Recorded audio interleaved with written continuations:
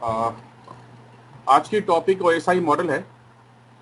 और OSI model को समझने से पहले ये समझे हम कि जब भी कहते ये हैं कि जब मेरा डेटा इस स्क्रीन के ऊपर है, जब मेरा डेटा, कोई भी डेटा आप एक सिस्टम से दूसरे सिस्टम में फॉरवर्ड कर रहे होते हो, तो अगर मेरा डेटा इस स्क्रीन के ऊपर है तो हम कहते हैं कि मेरा डेटा जो एप्लीकेशन लेयर पे है। या ये कहें कि अगर मान लीजिए कि आप अपने कंप्यूटर पे वेब ब्राउजर खोल रहे हो, इंटरनेट एक्सप्लोरर खोल रहे हो, मोजिला खोल रहे हो, उसको कहते हैं कि आप एप्लीकेशन लेयर पे काम कर रहे हो। मेरे कहने का मतलब सिर्फ ये है कि आप जो भी डिस्प्ले पे, जो भी आप स्क्रीन पे काम कर रहे हो, उसे एक नाम दे दिया गया है। वो क्या नाम है? कहते हैं कि मेरा डेटा एप्लीकेशन लेयर पे है। लेकिन वही डेटा जब एक कंप्यूटर से होते हुए जब केबल में पहुंचता है तो उसको हम कहते हैं कि मेरा डेटा फिजिकल लेयर पे पहुंच गया है। तो कहने का मतलब ये है कि जो ओएसआई मॉडल जो मैं आपको समझाने जा रहा हूं, उसमें बस फर्क इतना है कि जब आपका एक कंप्यूटर से डेटा जब दूसरे कंप्यूटर में ट्रैवल होता है तो जिस तरह से इंफॉर्मेशन ऐड करता हुआ दूसरे सिस्टम तक पहुंचता है, उसको एक नाम दे दिया गया है कि भाई अगर आपका डेटा इस मॉनिटर पे, इस स्क्रीन पे दिख रहा है तो उसे हम एप्लीकेशन लेयर कहेंगे। जब केबल में पहुंच जाएगा तो उसको फिजिकल लेयर बोलेंगे। चलिए आगे देखते हैं। ओएसआई, अगर कोई पूछता कि ओएसआई मॉडल जो आपका है, जो मॉडल है, दरअसल ये मॉडल 7 लेयर से बना है, 7 लेयर इसके अंदर है। Each layer define a set of function which take part in data communication. ये सारी लेयर एक साथ काम करती है और डेटा को सेंड करने में एक सेक्शन से दूसरे सेक्शन पे, या एक डिपार्टमेंट से दूसरे डिपार्टमेंट पे, या एक कंप्यूटर से कहे दूसरे कंप्यूटर पे भेजने में मदद करती है। चलिए आगे देखते हैं। देखिए, दरअसल अगर कहा जाए तो ओएसआई मॉडल के अंदर टोटल 7 लेयर होती है। हमने पहले भी डिस्कशन किया है। तो ये जो 7 लेयर है वो ये है, जो हमारी जो एप्लीकेशन लेयर है, प्रेजेंटेशन लेयर है, सेशन है, ट्रांसपोर्ट है, नेटवर्क है, डेटा लिंक है, फिजिकल लेयर है। और अगर आपसे कोई क्वेश्चन करता है कि ओएसआई मॉडल में जो 7 लेयर है, इन 7 लेयर में आपकी फर्स्ट लेयर कौन सी है, तो आप कहेंगे कि फर्स्ट लेयर जो है फिजिकल लेयर है। Physical layer is the first layer of OSI model. दूसरी कंडीशन ब्रदर ये है, तो अब आप समझ गए होंगे कल जो हम जो डिस्कशन कर रहे थे, अगर हम फर्स्ट लेयर हम बता रहे थे तो वो फिजिकल लेयर था। अगर हम डेटा लिंक लेयर है, हमारी सेकंड लेयर हो गई। अगर हम एप्लीकेशन लेयर की बात कर रहे थे या लेयर 7 की बात कर रहे थे, मतलब हम एप्लीकेशन लेयर की बात कर रहे थे। अगर लेयर 6 की बात कर रहे थे, वो प्रेजेंटेशन लेयर की बात है। तो मतलब ये है कि अगर कोई भी लेयर का हम नाम दे, जैसे हम लेयर 1 बोलते हैं तो हम फिजिकल लेयर की बात कर रहे हैं। अगर लेयर 2 की बात करें तो डेटा लिंक लेयर की बात करें। अगर लेयर 3 की बात करें तो नेटवर्क लेयर की बात करें। अगर लेयर 4 की बात करें तो ट्रांसपोर्ट। मतलब हम लेयर से ही समझ जाएंगे कि किस लेयर और किस की बात हो रही है। दूसरी कंडीशन ये है कि ये जो 3 लेयर शुरू की है, एप्लीकेशन, प्रेजेंटेशन, सेशन, इसे सॉफ्टवेयर लेयर कहते हैं। और जो नीचे की जो लेयर आपकी है, नेटवर्क, डेटा लिंक, फिजिकल, इसे हम हार्डवेयर लेयर कहते हैं। इसे हम आगे समझने में और आसानी होगी। अगर मुझसे कोई पूछता है कि फिजिकल लेयर किसे कहते हैं, तो मैंने पहले ही इसको डिस्क्राइब कर दिया है कि फिजिकल लेयर वो लेयर है जहां पे एक यूजर किसी भी एप्लीकेशन से इंटरेक्ट करता हो। मतलब अगर ब्राउजर वो खोल रहा है, एप्लीकेशन लेयर पे काम कर रहा है। मोजिला खोल रहा है, वो एप्लीकेशन लेयर पे काम कर रहा है। अगर उसने किसी साइट को खोल रखी है, वो एप्लीकेशन, मतलब ये है, मैं सिर्फ इतना कहना चाह रहा हूं कि एप्लीकेशन लेयर उस लेयर को बोलते हैं जहां पे एक यूजर किसी भी एप्लीकेशन से डायरेक्टली इंटरेक्ट करता हो। जैसे ब्राउजिंग हमने बताया, टेलनेट लेना हुआ, ये बताया। तो ये सारा काम जो है एप्लीकेशन लेयर पे हो रहा है। अब इस बात को समझने की कोशिश करें। जब किसी भी वेबसाइट को आप एक्सेस करते हो तो कैसे एक्सेस करते हो? एक्सेस करने का जो तरीका है वो है http yahoo.com। http yahoo.com। तो ब्रदर, जब आपने जो ब्राउजर खोला है अपने कंप्यूटर पे, वो जब एप्लीकेशन लेयर पे खुल रहा है, तब उसके द्वारा अगर आप कोई वेबसाइट खोल रहे हो थ्रू http, तो वो भी तो एप्लीकेशन लेयर पे ही खुल रही है। इसका मतलब ये हुआ कि आपका जो HTTP प्रोटोकॉल है वो भी एप्लीकेशन लेयर प्रोटोकॉल हो गया है। इसी तरह से अगर आप फेसबुक को खोलते हो https facebook.com, तो जब वो facebook.com एप्लीकेशन लेयर पे खुल रहा है तो https जिसका पोर्ट नंबर 443 होता है वो भी आपका एप्लीकेशन लेयर पे ही खुला। इसी तरह से फाइल को ट्रांसफर करने के लिए हम FTP प्रोटोकॉल का इस्तेमाल करते हैं, वो भी एप्लीकेशन। ये जितने भी प्रोटोकॉल आप देख रहे हैं ये सारे के सारे एप्लीकेशन लेयर प्रोटोकॉल हैं।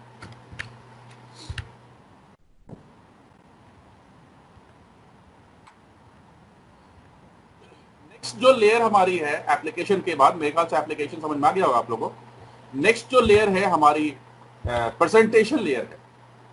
और ये कहने का मतलब ये है कि जब आपका डेटा एप्लीकेशन लेयर पे होता है तो उस डेटा को हम डेटा कहते हैं, मैं ये कहना चाह रहा हूं, इसलिए डेटा वहां लगा हुआ है। प्रेजेंटेशन लेयर की बात करें, प्रेजेंटेशन क्या करता है?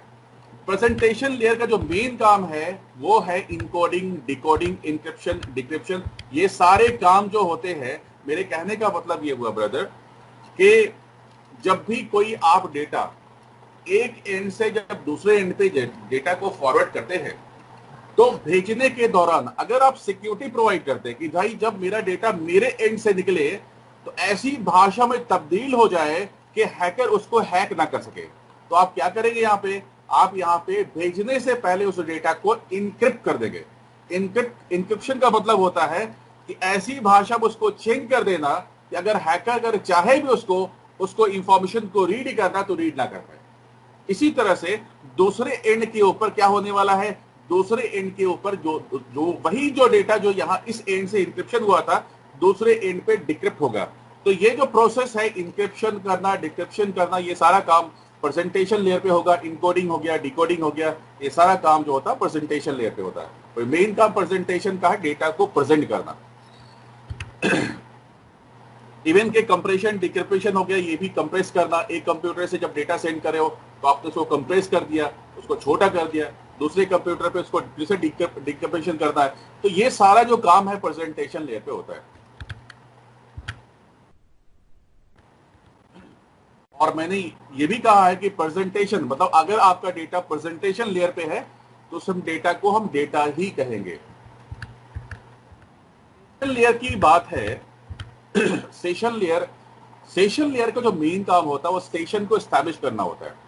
मतलब ये हुआ कि अगर आप किसी रिमोट डिवाइस, कोई अगर आपका एक डिवाइस है जो रिमोट लोकेशन पे है, आप उसको एक्सेस करना चाहते हैं थ्रू आरपीसी, या अगर मान लीजिए एक एंड से जैसे आपने कोई वेबसाइट खोल रखी है, उस वेबसाइट के अंदर कोई फॉर्म फिलअप होता है, उस फॉर्म फिलअप के अंदर इंफॉर्मेशन होती है भाई ये इंफॉर्मेशन का फॉर्म फिलअप करें, और जैसे सेंड बटन पे क्लिक करते हैं तो वो इंफॉर्मेशन निकल के आपके याहू के सर्वर पे या जीमेल के सर्वर पे सेव हो जाती है। लेकिन वो जो पेज है ना उसके पीछे में एक प्रोग्रामिंग चल रही होती है जिसको बोलते हैं स्ट्रक्चर क्यूरी लैंग्वेज।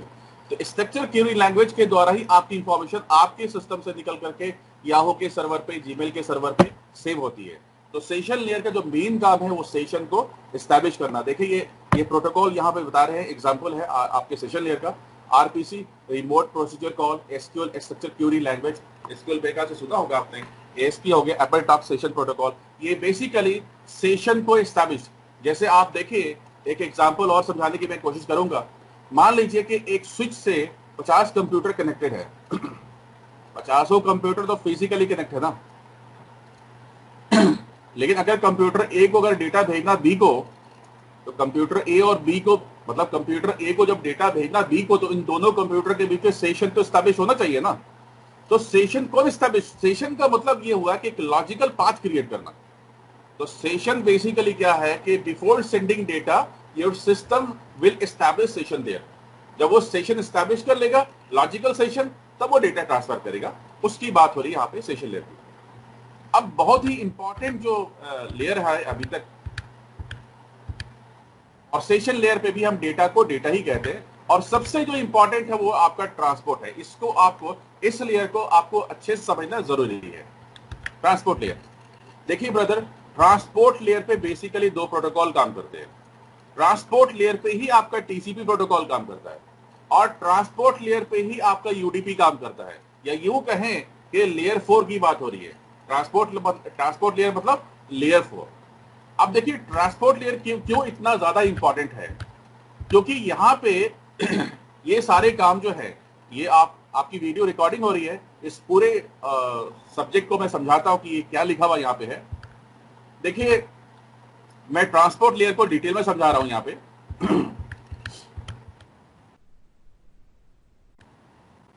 ये थोड़ा डिफरेंसेस है इसके बारे में, या टीसीपी यूडीपी के बारे में।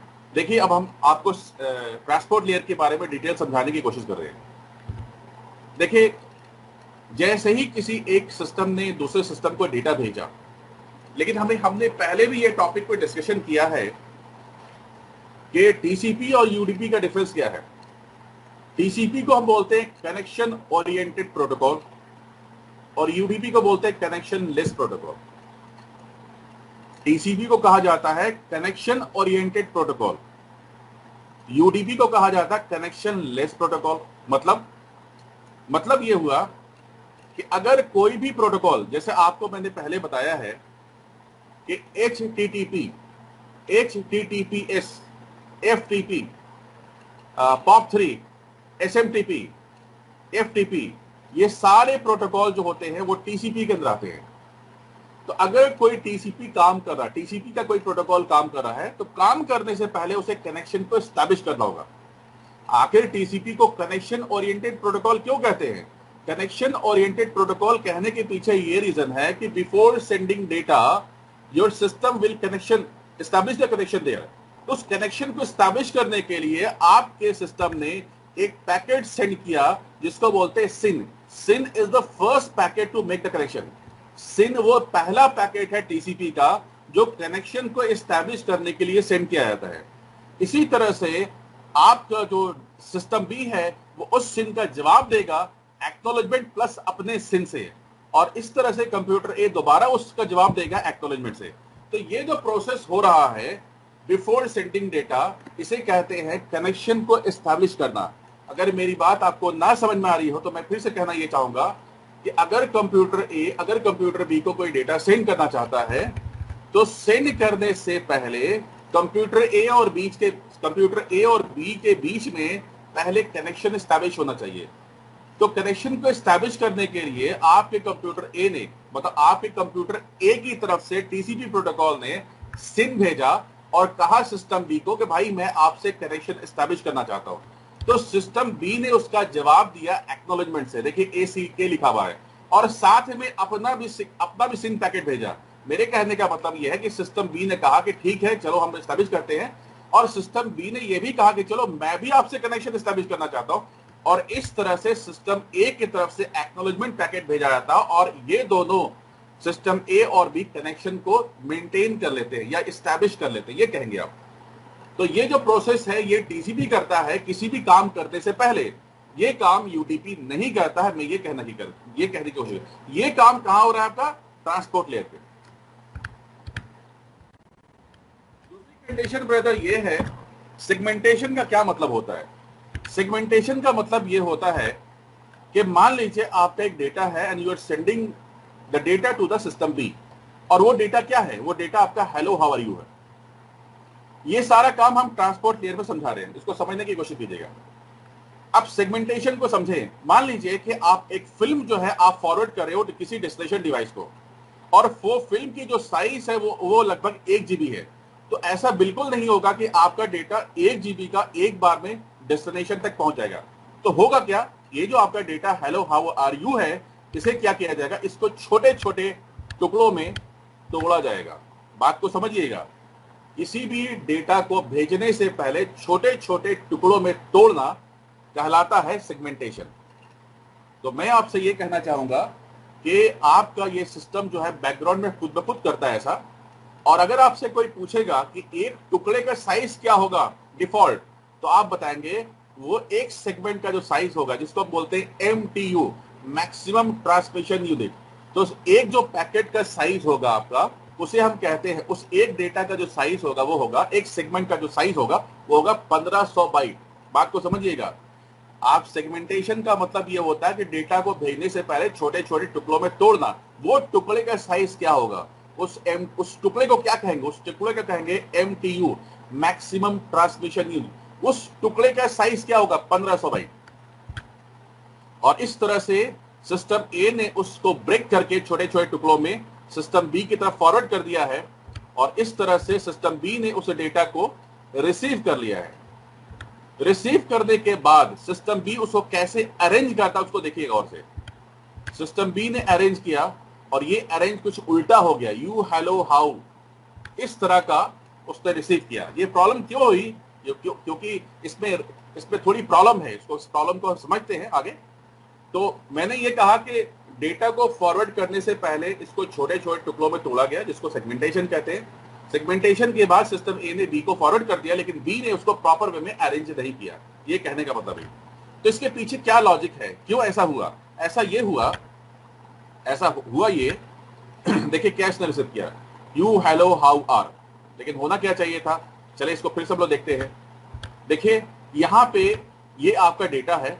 इस डेटा को फॉरवर्ड करने से पहले हम क्या करते, इसको छोटे छोटे टुकड़ों में तोड़ते और तोड़ने के बाद हर एक पैकेट के साथ एक सीक्वेंस नंबर ऐड करते। मेरी बात को समझिएगा। पहले जब हमने डेटा को तोड़ा था छोटे छोटे टुकड़ों में तो ऐसे ही भेज दिया था, उसकी सीक्वेंसिंग नहीं की थी। लेकिन होना क्या चाहिए कि जब भी आप कोई डेटा फॉरवर्ड कर रहे हो, जब एक सिस्टम बी को फॉरवर्ड करता है बैकग्राउंड में, तो उस हर एक छोटे छोटे पैकेट के साथ वहां पे सीक्वेंसिंग भी करनी चाहिए थी, क्योंकि इसी सीक्वेंस के बेसिस पे आपका सिस्टम बी जो है उस पैकेट को रिसीव करेगा और उसे रीअरेंज करेगा। तो देखिए उस सीक्वेंस के बेसिस पे इसने किस तरह से पैकेट को अरेंज किया है। ये देखिए,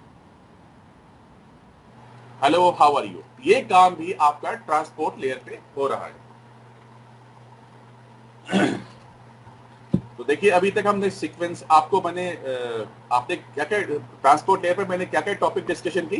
पहले तो मैंने ये देखा कि कैसे छोटे छोटे टुकड़ों में इसको तोड़ा जाएगा, उसकी कैसे सीक्वेंसिंग की जाएगी। ये सारा काम ट्रांसपोर्ट लेयर पे ही हो रहा है।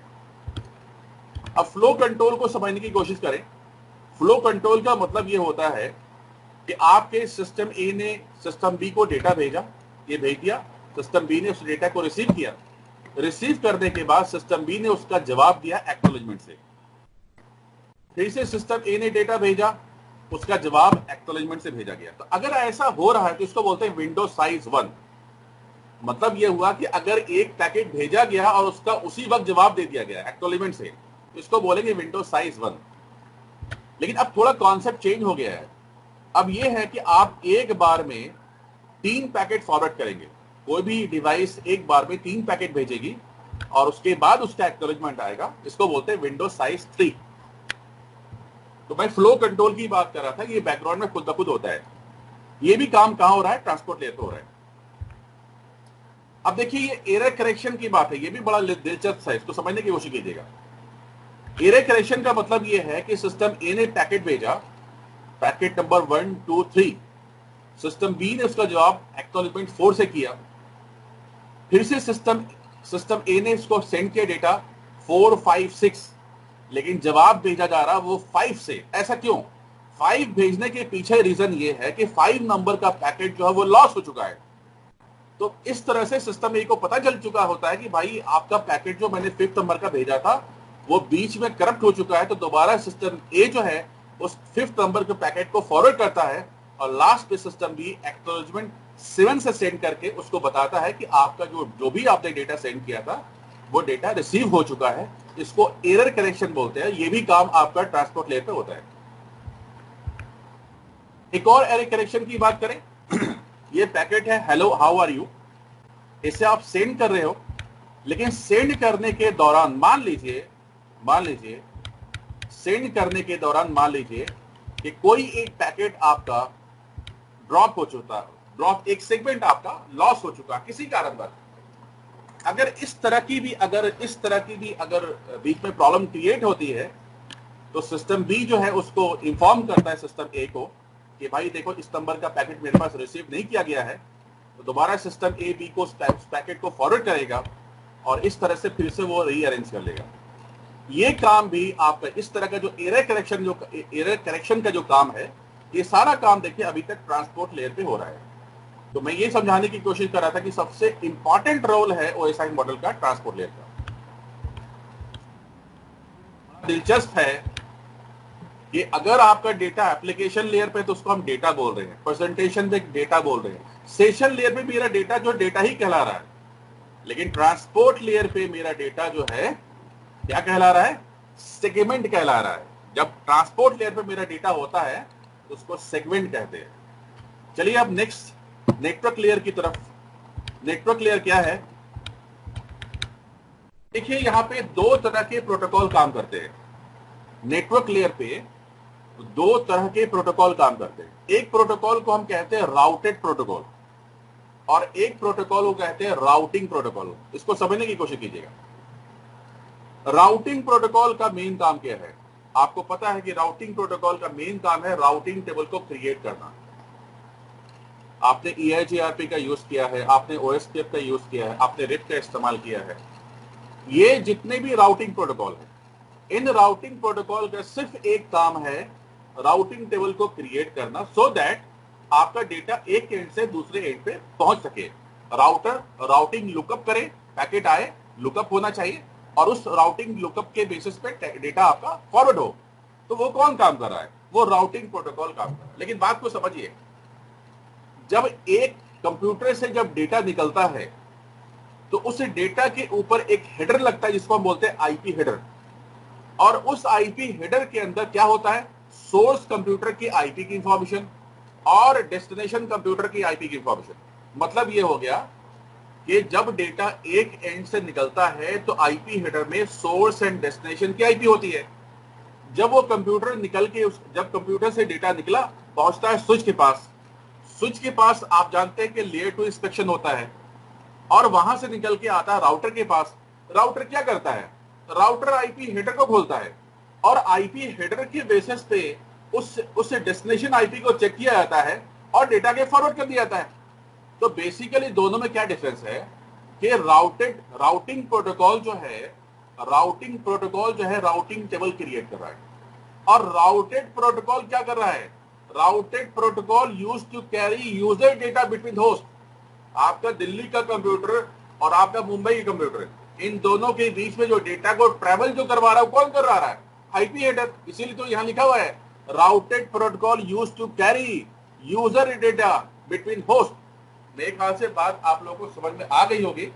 नेटवर्क लेयर पे दो तरह के प्रोटोकॉल काम करते हैं। राउटेड प्रोटोकॉल, जिसको राउटेड प्रोटोकॉल किसे कहते हैं, IP को कहते हैं।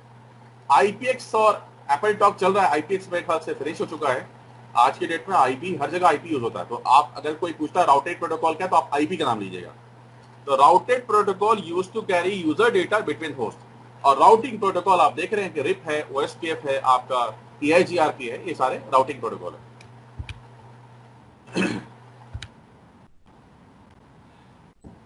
अब हम राउटेड प्रोटोकॉल का जो मेन काम है उसको समझने की कोशिश करें। अब देखिए राउटेड प्रोटोकॉल का मेन फंक्शन क्या है उसे हम समझते हैं। मान लीजिए ये आपका ट्रांसपोर्ट लेयर की तरफ से सेगमेंट आता है नेटवर्क के पास, ये सेगमेंट डाल दिया जाता है और इसके ऊपर मुहर लगा दी जाती है इसकी IP हेडर की, जिसमें सोर्स एंड डेस्टिनेशन की IP है। और जैसे ही ये डेटा को सेंड किया जाता है, सिस्टम B ने उसको रिसीव किया। रिसीव करने के बाद IP हेडर को खोला, देखिए खोल रहा है, IP हेडर को खोला और खोलने के बाद उसे पता चला कि भाई इसे तो इंटरनेट पे भेजना है। तो यहां पे राउटिंग प्रोटोकॉल है। यहां पे राउटिंग प्रोटोकॉल क्या कर रहा है, राउटिंग प्रोटोकॉल ने देखिए कहां जाना है भाई, तो www.yahoo.com पे जाना है। तो देखिए ये एक रास्ते हैं, किसने बनाया, राउटिंग प्रोटोकॉल ने बनाया। ये एक दूसरे रास्ते हैं, किसने बनाया, राउटिंग प्रोटोकॉल ने बनाया। तो ये जो पाथ आप इंटरनेट पे देख रहे हैं उसको क्रिएट करने का जो काम है वो राउटिंग प्रोटोकॉल कर रहा है। और इसी के बेसिस पे ट्रैफिक आपकी इंटरनेट पे चली जाती है। और यहां भी बड़ा दिलचस्प है, अगर आपका डेटा नेटवर्क लेयर पे है तो उसे क्या कहेंगे, उसको पैकेट कहेंगे। बात को समझिए, अगर आपका डेटा एप्लीकेशन लेयर पे तो डेटा कहला रहा है, प्रेजेंटेशन लेयर पे डेटा कहला रहा है, सेशन पे डेटा कहला रहा है, ट्रांसपोर्ट पे सेगमेंट कहला रहा है, क्योंकि वहां पे ट्रांसपोर्ट पे छोटे छोटे टुकड़ों में तोड़ा जा रहा है। नेटवर्क लेयर पे उस डेटा के ऊपर क्या लगा दिया जाता है, IP हेडर, तो उसको हम पैकेट बोलते हैं। चलिए डेटा लिंक लेयर के ऊपर, डेटा लिंक लेयर पे। अच्छा, यहां पे एक टॉपिक और है कि यहां पे अगर आपसे कोई पूछता है राउटर के बारे में तो आप कहेंगे कि राउटर जो है एक नेटवर्क लेयर डिवाइस है, क्योंकि राउटर जो राउटिंग करता है, राउटर के अंदर जो इंफॉर्मेशन होती है वो लेयर 3 इंफॉर्मेशन होती है, उसके अंदर आईपी और नेटवर्क की इंफॉर्मेशन होती है। तो आप कहेंगे राउटर एक लेयर 3 डिवाइस है, राउटर नेटवर्क लेयर डिवाइस है। इवन अगर आपके पास लेयर 3 स्विच होती, लेयर 2 स्विच की बात नहीं कर रहा हूं, अगर आपके पास लेयर 3 स्विच हो और वो राउटिंग करा रही है तो उस स्विच को भी हम नेटवर्क लेयर डिवाइस कहेंगे। डेटा लिंक लेयर की तरफ, डेटा लिंक लेयर पे क्या होता है इसको समझने की कोशिश करें। देखिए हुआ क्या कि जब एक एंड से डेटा निकला डेस्टिनेशन पे पहुंचने के लिए, वो तो वहां पे बहुत सारे प्रोसेस हुए। डेटा को छोटे छोटे टुकड़ों में तोड़ा गया, फिर उसके बाद जो है उसकी सीक्वेंसिंग की गई, फिर उसके बाद एरर करेक्शन का, अगर एरर करेक्शन की कुछ प्रॉब्लम आ रही तो वहां रिजॉल्व किया गया। उसके बाद आपका नेटवर्क लेयर पे आया, नेटवर्क लेयर पे सोर्स एंड डेस्टिनेशन की आईपी हेडर को ऐड कर दिया डेटा के ऊपर।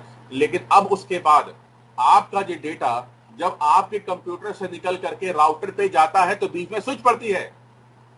जब आपका डेटा आपके कंप्यूटर से निकल के राउटर पे जाएगा तो बीच में स्विच पड़ती है, और आपकी स्विच जो होती है डेटा को फॉरवर्ड करती है मैक एड्रेस पे। तो जब मैक एड्रेस पे स्विच डिसीजन लेगा तो इसका मतलब ये है कि सोर्स एंड डेस्टिनेशन के मैक एड्रेस की भी इंफॉर्मेशन ऐड होनी चाहिए। तो ये जो आपका लेयर टू आपका है, इस लेयर 2 के ऊपर, इस डेटा लिंक लेयर के ऊपर आपका उस डेटा के ऊपर क्या कर दिया जाएगा, सोर्स एंड डेस्टिनेशन के मैक एड्रेस को ऐड किया जाएगा। चलिए देखते हैं, ये आपका डेटा है, हेलो हाउ आर यू, जो हम सिस्टम ए से बी की तरफ फॉरवर्ड कर रहे हैं। अब देखिए अब डेटा कहां से आ रहा है, अब आपका डेटा जो नेटवर्क लेयर से आ रहा है। तो जब नेटवर्क लेयर से आएगा तो उसको पैकेट बोलेंगे। ये पैकेट आया और पैकेट के ऊपर क्या किया गया भाई, पैकेट के ऊपर जो है वो लेयर 2 हेडर ऐड कर दिया गया, जिसमें सोर्स मैक एड्रेस और डेस्टिनेशन मैक एड्रेस की इंफॉर्मेशन ऐड कर दी जाती है। और साथ में एक एल्गोरिथम रन किया जाएगा जिसको सीआरसी एल्गोरिथम बोलते हैं। सीआरसी एल्गोरिथम रन करने के बाद साइकिल रिडंडेंसी चेकर, जब एल्गोरिथम रन करने के बाद सिस्टम ए ने भेजने से पहले एल्गोरिथम रन किया और सिस्टम ए ने बी को फॉरवर्ड कर दिया, और ये सिस्टम बी उसको रिसीव कर रहा है। रिसीव करने के बाद सिस्टम बी ने फिर से एल्गोरिथम चलाया, और एल्गोरिथम चलाने के बाद उसे पता चला कि इसमें कुछ ना कुछ एरर है। तो देखिए एरर डिटेक्ट कर लिया, और सिस्टम बी ने सिस्टम ए को इंफॉर्म किया कि भाई आपने जो डेटा फॉरवर्ड किया है उसमें कुछ एरर है, बीच में कुछ मॉडिफिकेशन कर दिया गया है या कुछ ऐसा कुछ प्रॉब्लम है। तो सिस्टम बी ने उस डेटा पे फिर से उस डेटा को फॉरवर्ड किया, और फॉरवर्ड करने के बाद सोर्स एंड डेस्टिनेशन का मैक एड्रेस लगाया, सीआरसी एल्गोरिथम चलाया, और उसके बाद जो है फिर से डेटा से सिस्टम बी ने उसको रिसीव किया। रिसीव करने के बाद उसने फिर से एल्गोरिथम चलाया, और इस बार उसे पता चला कि नहीं, इस बार कुछ मॉडिफिकेशन नहीं की गई है, कुछ एरर नहीं है, और इस तरह से सिस्टम बी जो है सिस्टम ए की तरफ से जो डेटा फॉरवर्ड किया गया था, यूं कहे कि लेयर 2 हेडर मतलब डेटा फॉरवर्ड किया गया था, उसको वो रिसीव कर लेता है। तो ये काम जो है आपका लेयर 2 मतलब या यूं कहे कि डेटा लिंक लेयर पे हुआ। और अगर डेटा आपका डेटा लिंक लेयर पे है तो हम उसे क्या कहेंगे, हम कहेंगे फ्रेम। बात को समझिएगा, मतलब हर एक उसी डेटा को, सेम डेटा है और उस डेटा को लेयर के ऊपर उसका नाम चेंज कर दिया जा रहा है। ट्रांसपोर्ट लेयर पे तो उसको सेगमेंट बोल रहे हैं, नेटवर्क लेयर पे उसको पैकेट बोल रहे हैं, डेटा लिंक लेयर पे उसको फ्रेम बोल रहे हैं। तो इसका मतलब ये है कि वो जब कोई भी डेटा जब स्विच के पास आता है, तो देखिए मैं बार बार जिक्र कर रहा था कि जैसे ही स्विच ने फ्रेम को रिसीव किया, तो मैं इसीलिए उसको ये बताने की कोशिश कर रहा था कि जब डेटा आपका स्विच के पास आता है तो हम उसको वो फ्रेम बोलते हैं, लेकिन जैसे ही वो डेटा राउटर के पास जाता है तो मैं इसको बोलता था पैकेट रिसीव किया गया। फाइनली फिजिकल ये आपके लेयर 2 स्विच है जो मैक एड्रेस पे काम करती है, और फाइनली हमारा फिजिकल लेयर आया। फिजिकल लेयर पे तो पता ही है कि और जब डेटा जो है जब फॉरवर्ड किया जाता है तो वो 0101 की लैंग्वेज में चेंज कर दिया जाता है। तो ये फाइनल आपका ओएसआई मॉडल फिनिश हो चुका है। देखिए इसको बाइनरी में कन्वर्ट कर दिया है और उसको फॉरवर्ड कर दिया है। तो मेरे ख्याल से आज की टॉपिक OSI मॉडल मैंने फिनिश कर दिया है। Okay, thank you very much. और मेरी अगर वीडियो पसंद आए, आप लोगों को छोड़ करके और भी जो लोग हमारे स्टूडेंट वगैरह देख रहे हैं, तो प्लीज सब्सक्राइब करें और लाइक करें। आजकल ये कहना जरूरी होता है। तो मेरे ख्याल से OSI मॉडल समझ में आ गया होगा आप लोगों को। यस। और इसको मैं फिलहाल स्टॉप करता हूँ।